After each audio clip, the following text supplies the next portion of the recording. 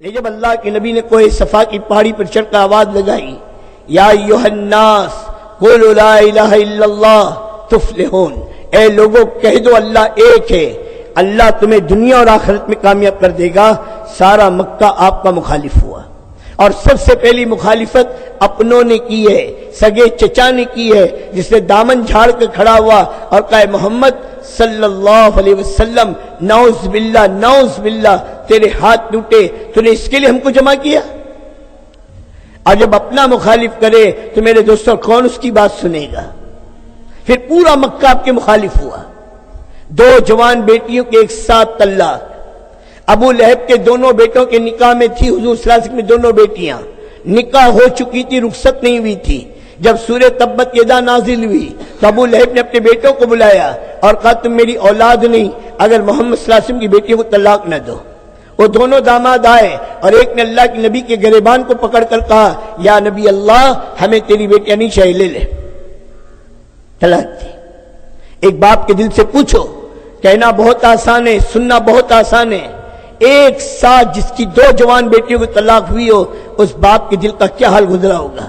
سب سے پہلی بددعا میرے نبی کے دل سے جو نکلی اس وقت نکلی، اللہ کے نبی نے بددعا کی، اے اللہ اپنے کتوں میں سے کتا اس پر مسلط کر دے۔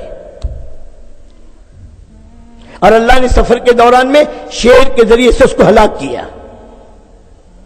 نبی کی بددعا، دل دکھا، بیٹیوں کی طلاق ہوئی ہے۔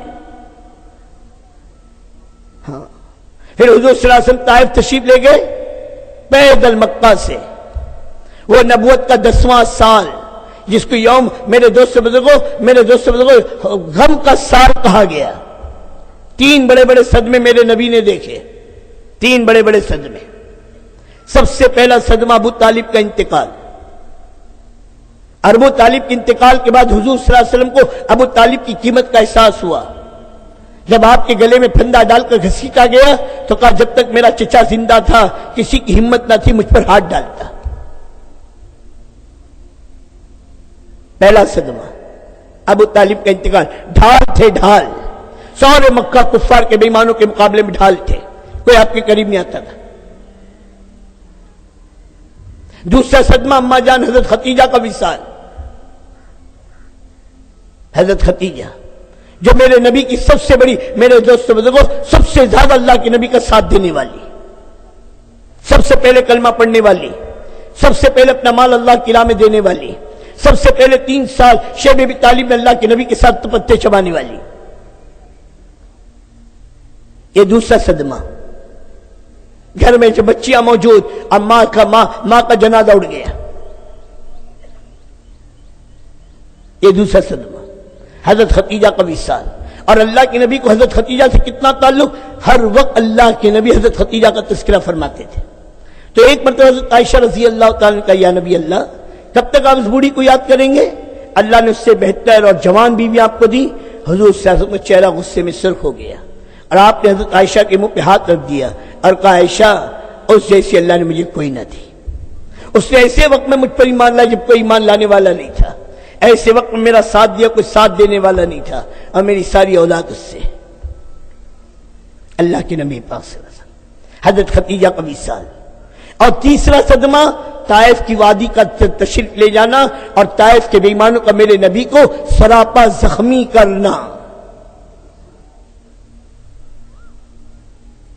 ہاں پیدل تشریف لے گئے تھے، حضرت زید ابن حارثہ آپ کے ساتھ تھے۔ وہاں جا کے جو میرے دوست نے واقعات میں پڑھتے ہیں سنتے ہیں، سرداروں کو دعوت دی، انہوں نے مذاق اڑایا، انفرادی طور پر لوگوں سے ملاقات کی، انہوں نے سننے کو تیار نہ ہوئے۔ جب کسی قوم کا بڑا ہی مخالف ہو جائے تو چھوٹے ماننے کو تیار نہیں ہوتے۔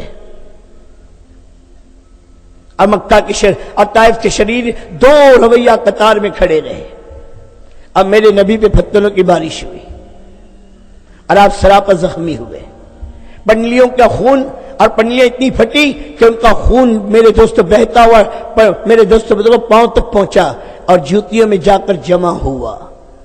اور حضرت زید ابن حارثہ نے اپنے دانتوں سے اللہ کے نبی کی جوتیوں کو پاؤں سے الگ کیا ہے۔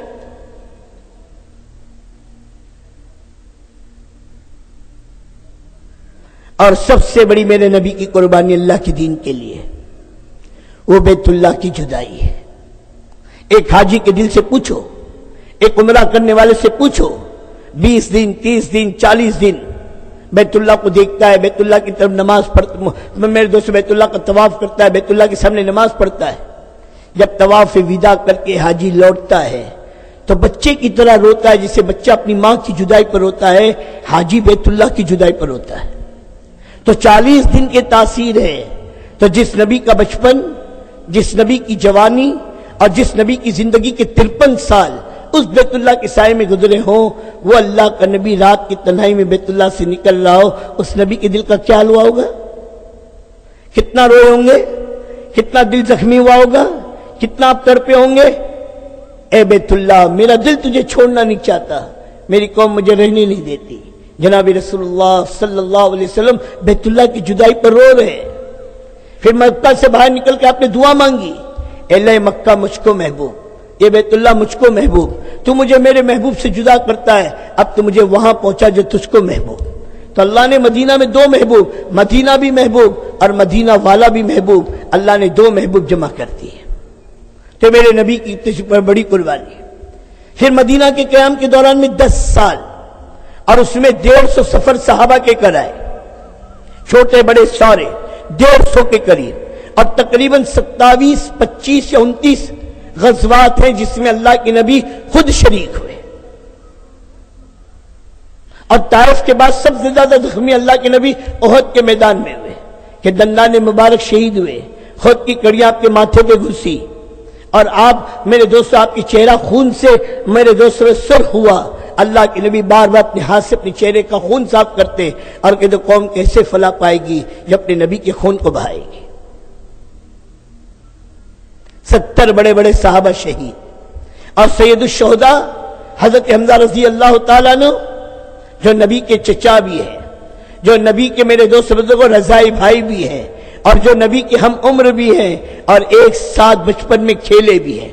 ایک ہی دن عبد المطلب کے گھر حمزہ پیدا ہوئے اور عبداللہ کے گھر محمد عربی پیدا ہوئے۔ 3 دن تک ایک ہی عورت کا دودھ پیا ہے، دودھ شریک بھائی بھی ہے اور چچا بھی ہیں، اور یہ وہ چچا ہے جو صرف اللہ کے نبی کی محبت میں مسلمان ہوئے۔ اب وہ چچا کی جان گئی، ناک کان کاٹے گئے، ہاتھ میرے دوست بزرگوں انگلیاں کاٹی گئی، سینہ چیر کر کلیجہ نکالا گیا۔